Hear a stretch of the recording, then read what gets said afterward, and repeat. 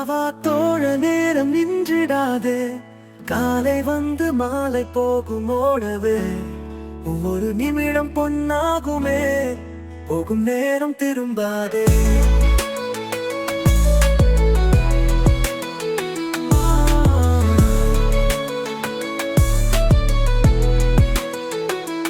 நேரம் பொன் போன்றது, நன்றாக செய்தவரை திருத்திக்கொள். ஒவ்வொரு வினாடியும் வீணாக்காதே. நேரத்தின் மதிப்பு புரிந்து கொள்.